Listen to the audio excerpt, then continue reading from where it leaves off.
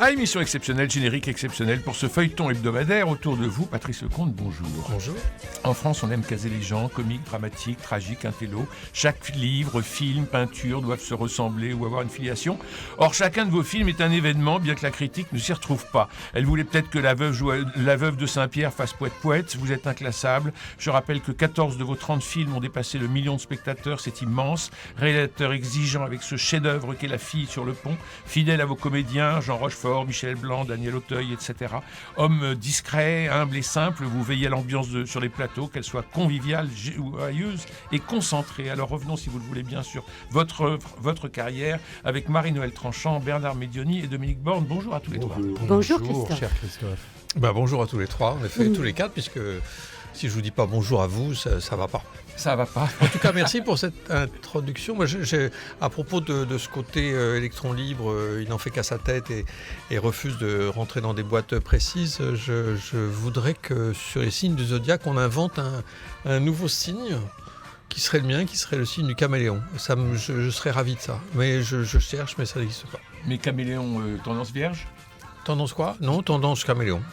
Caméléon. Oui, c'est-à-dire de pouvoir prendre plusieurs couleurs, plusieurs teintes, plusieurs... Mais c'est ça qui est merveilleux. Alors vous êtes né en 1947 et vous êtes tombé dans la BD. Je suis tombé dans la BD, c'est-à-dire que oui, d'une certaine manière, parce que avec mon frère aîné, nos parents nous avaient abonnés à Spirou et à Tintin. Et donc on échangeait et toutes les semaines, Spirou et Tintin arrivaient à la maison et on dévorait... tous ces héros de bande dessinée qui m'ont charmé, qui ont bercé mon enfance et puis mon adolescence. Puis après est arrivé Pilote, qui était plus amusant, un peu plus ado, moins enfantin. Et j'adorais Pilote jusqu'au jour où j'ai fini par travailler à Pilote et à faire de la bande dessinée à Pilote pendant 5 ans, mais avec l'idée derrière la tête que ça n'était qu'une parenthèse, enchantée d'ailleurs, mais que ça n'était qu'une parenthèse et que moi, mon seul rêve... Aucun rêve n'est impossible. Mon seul vrai rêve, c'était de faire des films. Et vous aviez travaillé avec Goscinny, alors ? Ah oui. Tous les lundis, il y avait, je ne sais pas si on appelle ça conseil de rédaction ou quoi, ou qu'est-ce, mais enfin, il y avait Goscinny qui présidait. Et autour de la grande table, il y avait un casting d'auteurs de bande dessinée de dingue. C'est-à-dire que, juste en vitesse, il y avait Gottlieb, Bretéché, Mandrika, Giraud, GB, Rézère, puis j'en oublie des paquets. Et vous avez 20 ans. Moi, j'avais un petit peu plus de 20 ans, mais pas beaucoup plus, oui, en effet. Vous arrivez en 70 là-bas, sauf erreur de ma part. Oui, vous avez raison, j'ai fait de la bande dessinée pendant 5 ans, entre 70 et 75, et avec cette idée que j'aurais pu me tatouer sur l'avant-bras gauche, le jour où je signe le contrat de mon premier film, j'arrête la bande dessinée parce qu'on ne peut pas tout faire non plus. Alors, donc, quand vous préparez votre premier film, vous dessinez un storyboard ? Non, surtout pas. Alors justement. Ah non, jamais. Pas du tout entre la BD et le cinéma, vous passez pas du tout par le storyboard. Non, du tout. Et si j'étais vraiment vulgaire, je dirais même plutôt crevé. Non, j'ai horreur du concept du storyboard, qui est une forme de film immobile. J'aime pas ça du tout. Et j'aime d'autant moins ça que depuis Tandem. Ça me brûlait, j'avais trop envie. Mais depuis Tandem, je cadre moi-même mes films. Oui. Donc, à quoi bon dessiner les images que j'ai en tête pour que je les regarde et que je dis « Ah oui, c'est bien ce que j'ai en tête ». Non, c'est absurde. Donc, j'ai aucune envie. Le storyboard est un principe qui m'insupporte, moi. Donc, premier film, évidemment, tiré de la bande dessinée, Gottlieb, l'univers de Gottlieb. Ouais. Les WC étaient fermés de l'intérieur, avec Coluche, Jean Rochefort, entre autres. Et ça marche immédiatement bien. Non, très mal. Mais racontez... Une catastrophe. Ah bon. Et le tournage a été, non pas une catastrophe, mais a été très douloureux. Ouais. Tellement douloureux que je me suis dit, bon, je fais ce film, parce qu'on ne peut pas arrêter un film en cours, ça ne se fait pas, même si on souffre. Je termine ce film et après j'ouvre une mercerie à la Bastille ou quelque chose comme un truc autre, quoi. Et c'est un peu comme si j'avais rêvé à côté de la plaque. Enfin, c'est ce que je pensais. Mais bon. Eh ben, les WC étaient tournés de l'intérieur, étaient fermés de l'intérieur. Pardon, on écoute la bande-annonce et ensuite je vous laisse la parole. Gaumont Distribution est fier de vous présenter la plus formidable enquête policière de tous les temps. Les WC étaient fermés de l'intérieur. le fameux commissaire Pichard, un des patrons les plus prestigieux de la PJ, flanqué de son fidèle adjoint, l'inspecteur Charbonnier, va se trouver confronté à l'énigme la plus redoutée de la gente policière, le terrible problème de la chambre close. En effet, un homme est trouvé mort dans ses WC. Et tout porte à croire qu'il a été assassiné. Or, ces WC étaient fermés de l'intérieur. C'est d'ailleurs ce qui donne le titre de cette bouleversante enquête. Les WC étaient fermés de l'intérieur. Une enquête qui vous catapultera aux quatre coins du monde. Paris, Marseille, Étretat, rue Gabriel Péry. Des dialogues percutants. Vous? Moi. Des répliques inédites. Bon sang, mais c'est bien sûr. Un érotisme insoutenable. Monsieur? De l'amour. Patron, oui, si vous saviez comme je vous aime. Des indices plutôt maigres. Ouais, plutôt mec comme indice. Une angoisse intolérable. Patron, j'ai peur. Une violence inouïe. Des cascades à vous couper le souffle. Des gadgets encore jamais vus à l'écran. Des images poétiques d'une ahurissante beauté. Vous trouvez pas que la route est un long ruban qui défile, De l'amitié virile. Viens. Charbonnier. Les WC étaient fermés de l'intérieur. La plus formidable enquête policière de tous les temps que le commissaire Pichard, flanqué de son brio et de son adjoint habituel, va résoudre avant que le mot « fin » n'apparaisse sur l'écran. Les WC étaient fermés de l'intérieur. Votre prochain suspense. J'ai jamais vu une enquête aussi con. Patrice Mais Lecomte. je crois que votre prochain spectacle et tout ça, après, il y avait un plan sur Rochefort qui disait j'ai jamais vu une enquête aussi con. Je crois Oui, que oui, c'était ça. on là. l'a entendu. Ah, on l'a entendu, pardon. Très bien. Mais je m'étais régalé à concevoir ce film annonce avec cette voix qui faisait les actualités de l'ancien temps. Le président Paul Doumer descend de ça. Enfin, c'est merveilleux. C'est vous qui concevez vos bandes Non, annonces. pas, celle-là, oui. Celle-là, oui. D'autres, oui. Parce Et qu'on va en puis- écouter beaucoup. Bernard Medioni. Oui, moi j'ai deux questions en une. D'abord, on pourrait penser que vous êtes passé de la bande dessinée directement au long métrage. Mais entre les deux, vous allez me confirmer qu'il y a bien un court métrage qui s'appelle La Famille Heureuse, qui date de 73 et qui est donc 2 ans avant la sortie des WC. Oui, alors j'ai fait beaucoup de courts-métrages. Réalisés avec des bouts de ficelle, des copains quand on était en province. À Tours, mon père avait une caméra pour filmer les enfants à la plage, pour faire des home-made movies, comme on dit en français. Et il était... En Super 8 Non, Super 8 n'était pas encore inventé à l'époque, donc c'était 8, et puis après il est passé au 16 mm, et il me prêtait aussi sa caméra 16. Il était vraiment très tolérant, il savait que j'en prendrais grand soin, et donc j'ai pu, avec pas mal de petits films, c'est pas forcément péjoratif, mais c'est pas forcément glorieux, j'ai pu m'exprimer par l'image, en faisant des trucs dont tous les négatifs ont été perdus, et je pense que c'est tant mieux. Et vous avez travaillé avec Marcel Gottlieb sur ce film, et il dit que au départ, vous étiez parti sur un court-métrage, là encore, mais que vous avez suivi le sens contraire des réalisateurs ordinaires qui souvent partent sur un long-métrage et n'ont pas l'argent voulu et se rabattent sur un court-métrage. Et il semble que là, vous lui ayez dit « Ah, mais là, on a une idée, on va essayer de la mener à son terme et en faire un long-métrage. » Et lui, vous aurez apporté ces deux personnages de Bougrel et Charolles, qui étaient les deux personnages qu'on a beaucoup vus dans Rubrique à Braque, qui étaient deux enquêteurs. Est-ce que ce que... Oui, c'est vrai. On avait... quand j'ai connu Gottlieb, on était devenus assez potes, on allait au cinéma ensemble, on aimait les mêmes choses, on riait des mêmes choses, ça c'est important. Et on s'était dit, tiens, ce serait marrant d'écrire un film quand même, oui, bien sûr. Et donc on est parti là-dessus, mais on ne savait pas si ce serait un court-métrage, un long-métrage, un moyen-métrage, on se disait, bon, on va écrire.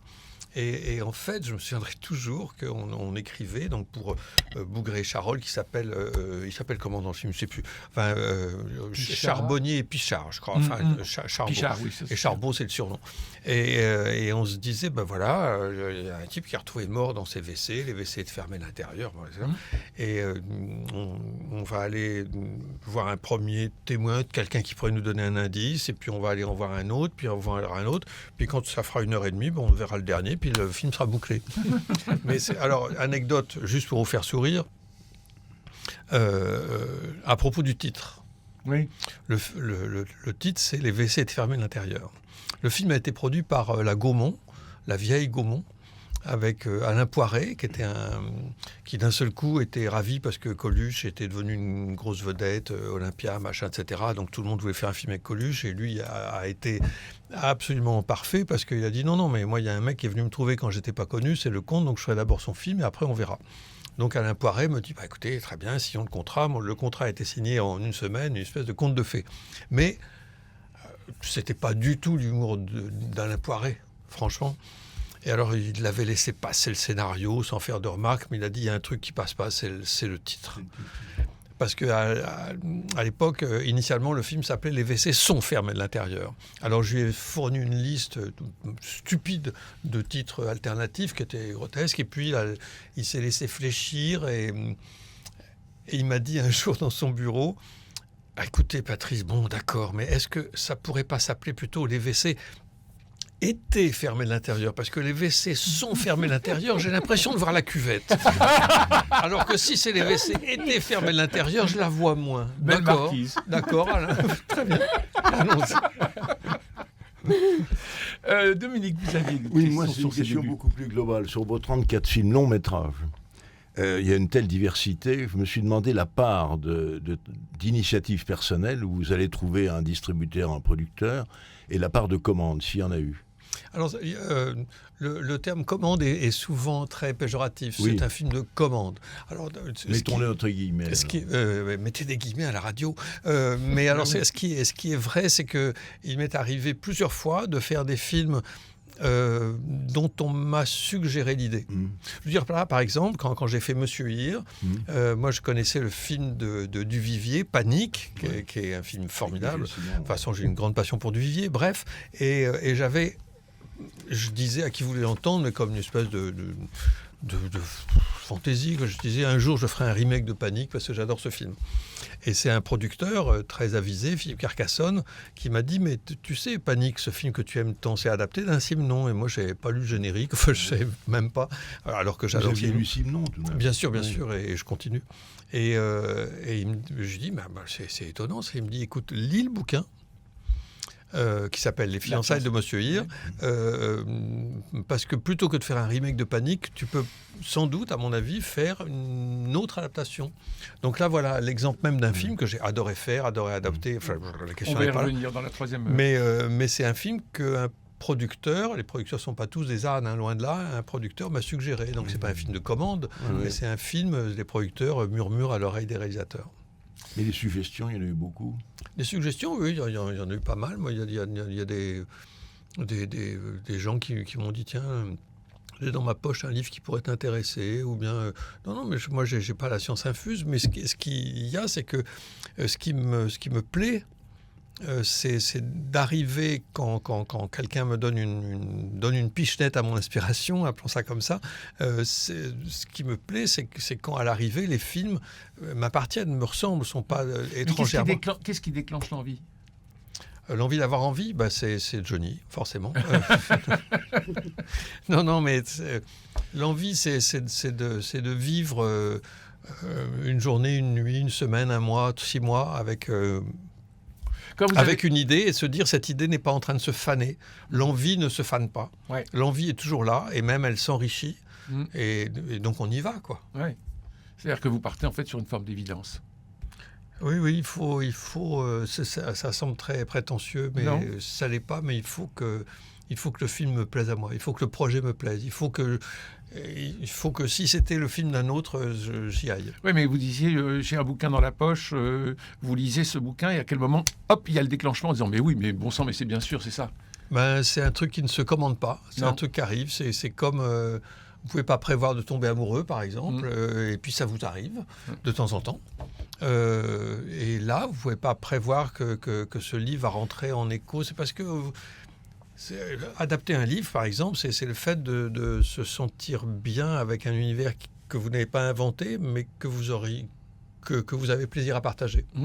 Marie-Noël. Moi, j'aimerais revenir sur votre premier film personnel. Vous avez dit que Tandem était votre premier film personnel à un moment où vous êtes dans une dynamique de succès. Il y a eu des comédies extraordinaires, des Bronzés, il y a eu Les Spécialistes, films d'action. Donc vous êtes vraiment dans une dynamique de succès commercial, public. Et ce premier film personnel parle de la fin du succès, d'un vieil animateur rouillé, de tournées de province un peu minable. Lui va être mis sur la touche et il n'est retenu que par l'amitié, ce qui est un bel élastique pour vous retenir au bord de la falaise. Et donc il y a quand même une mélancolie à coup, vous pensiez déjà à la fin du succès? Non, je ne pensais pas à la fin du succès, mais au contraire, c'est bien parce que les films que j'ai fait avant, qu'ils soient des comédies ou les spécialistes, qui étaient un film d'action et d'aventure, c'est bien parce que ces films-là ont été des succès importants. Que je me suis dit, après de tels succès, je peux me payer le petit culot, la petite liberté, le petit luxe de faire ce film Tandem que j'avais écrit quelques années auparavant, mais que j'avais... En pensant à Lucien Jeunesse. Pardon ? En pensant à Lucien Jeunesse. Bien sûr, mais le jeu d'Émile Franche, je connaissais par cœur. En province, on déjeunait et on écoutait le jeu d'Émile Franche. Bonjour. Oui, bien sûr. Et à demain, si vous voulez bien. Ouais. Et donc ce film que je traînais en moi, dont l'envie était toujours là, de faire Tandem, je me suis dit, après ces succès-là, je peux faire Tandem. Ce qui n'a pas été simple, parce que justement, quand vous êtes dans une espèce de mouvement de succès, on a envie que vous continuiez, que vous fassiez les spécialistes de fond du ski ou je sais pas quoi, enfin bon, un truc comme ça. Mais non, moi j'avais envie de faire Tandem. Mais oui, mais justement, un peu, pourquoi ? Parce qu'il y a cette mélancolie ancrée en vous c'est un peu comme les montagnes, c'est bien connu des cruciverbistes. Vous avez le côté au soleil, c'est l'adret, puis le côté à l'ombre, c'est l'ubac. Et on a tous des zones d'ombre, des espèces de... Non pas de tourments, moi je ne suis pas quelqu'un de tourmenté, mais il y a des choses moins lumineuses, quoi, plus désenchantées. Et Tandem est le reflet de ça, oui. Alors Tandem, je ne sais pas si c'est le premier film personnel, mais c'est celui qui a entrebâillé la porte d'autres films qui me ressemblaient davantage que ce que j'avais fait avant. Alors, dans les deux faces, avec la part d'ombre et la part de lumière, il y a le retour tardif au dessin avec un film d'animation, Le Magasin des Suicidés, d'après Jean Telet. C'était en 2012. On écoute la bande-annonce. Imaginez une ville où la vie est devenue si triste que les gens n'ont plus goût à rien. Pourtant, au milieu de ce monde désespéré, il existe une oasis inattendue, le magasin des suicides. Chez Mishima, Lucrèce et leurs enfants, on trouve tout ce qu'il faut pour pouvoir faire le grand saut. La petite entreprise familiale prospère dans la joie sinistre et l'humeur morbide jusqu'au jour abominable où naît le petit Alan. La honte de la famille. Il sourit. Pire, il est la joie de vivre incarnée. Le ver est dans le fruit. Après le mari de la coiffeuse, ridicule, et la fille sur le pont, Patrice Lecomte réalise son premier film d'animation avec Le Magasin des Suicides. Un film à vous faire perdre la tête. Ça aussi, c'est une bande-annonce que vous avez réalisée vous-même. Oui, le texte, on l'a écrit nous-mêmes. On sent votre soin. Juste pour revenir une seconde et demie sur ce qu'on se disait, il y a 3 secondes 30, le fait que Tandem soit un film plus personnel que les autres ne me fait en aucun cas renier ce que j'ai fait avant. C'est-à-dire que les comédies, même les plus populaires comme Les Bronzés et tout ça, c'est des films qui ont été très importants pour moi, c'est des films que j'ai aimé faire, que leur succès, leur côté inusable m'enchante. Viens chez moi, j'habite une copine, c'est un film que pareil. Bon, alors la dernière comédie qui s'appelait Circuler, rien à voir, ça c'est pas formidable. Il y a quelques films comme ça sur les 30 qu'on préférerait gommer de sa filmographie. Ma femme s'appelle Revient, par exemple. C'est un peu entre les deux, quoi. Mais il y a des moments pas trop mal, il y a le dialogue de Michel Blanc, enfin bon, il y a des choses, ça va encore. Mais quand j'ai fait Les Spécialistes, qui était un film, c'est ça le premier film vraiment différent de ce que je faisais avant, c'est Christian Fechner, qui est un producteur que j'adorais et avec qui je m'entendais très bien, puis la confiance circulait entre nous, enfin c'était parfait. C'est lui qui m'a dit, mais Patrice, vous comptez faire des comédies toute votre vie ? Alors, je ne m'étais jamais posé la question. Moi, je me disais oui, parce que c'est ma tournure d'esprit. À Pilote, pour les bandes dessinées, je ne faisais pas des trucs sérieux du tout. Puis j'ai toujours aimé faire marrer les gens. Je suis moi-même assez rieur.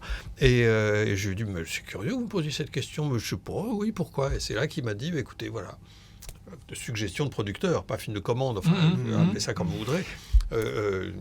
Lanvin, Giraudot, Côte d'Azur, Le Casse du siècle. Formidable. J'ai dit, d'accord. Bah oui. Bien sûr. Mais il n'y a aucun film à renier, parce que... Ah bah non. Et en plus, ce que je trouve formidable, c'est que ils sont tellement différents. Oui. Et c'est ça qui est merveilleux. C'est qu'à chaque fois, on est surpris.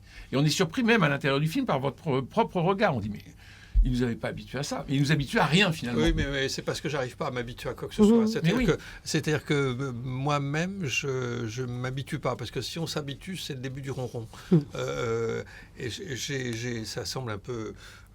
c'est comme de la forfanterie, mais j'adore faire des choses que je ne suis pas sûr de savoir faire.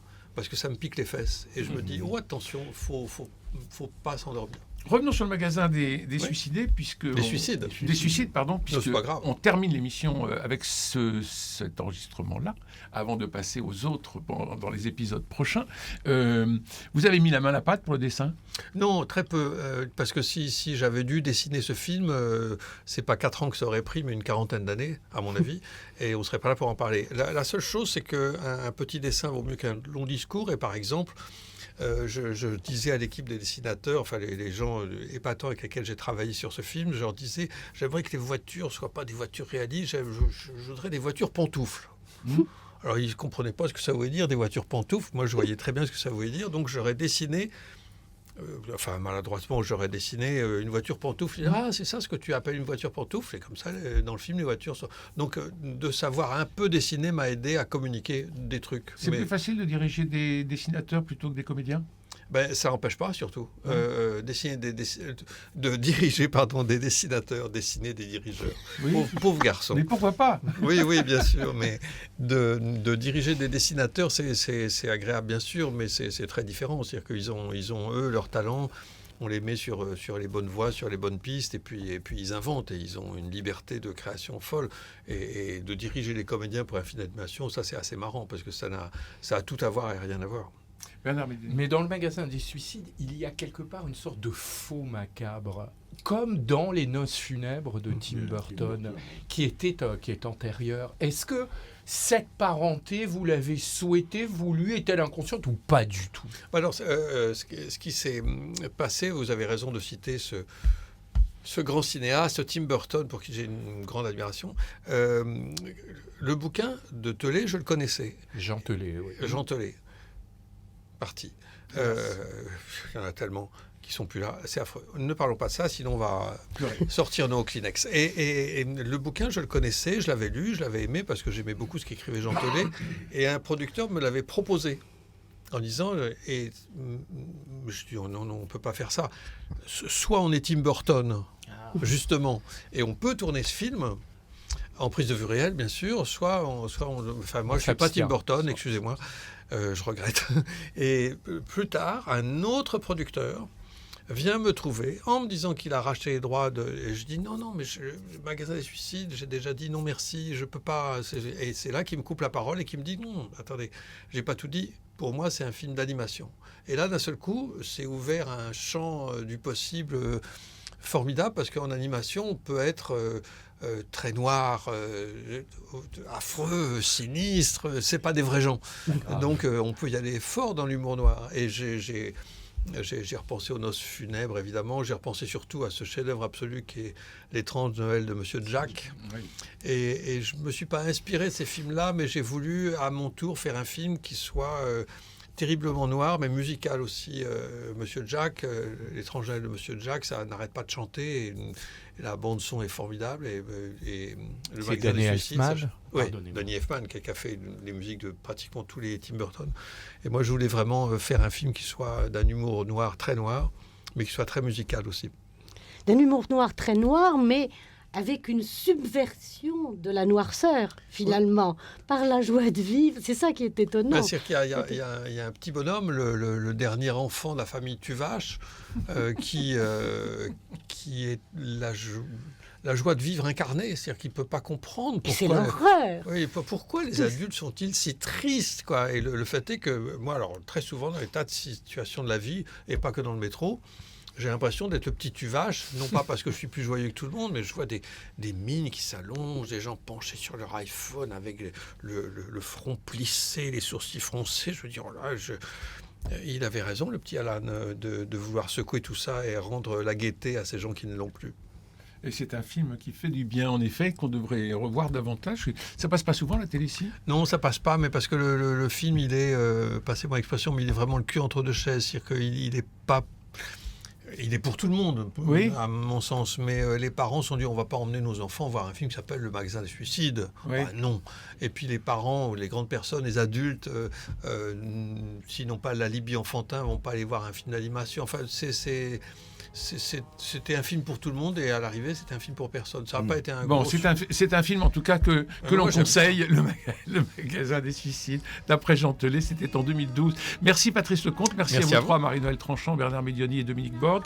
Merci à Cédric Cobat pour la réalisation, Philippe Malpeuch, François Dieudonné, Camille Meyer pour la réussite technique de notre rendez-vous. Nous nous retrouvons la semaine prochaine avec vous, Patrice Lecomte, et avec vous trois, et nous nous quittons sur la musique de La Fille sur le pont, un chef-d'œuvre. Chanté par Marianne Faithfull, tout de même. Merci Bernard.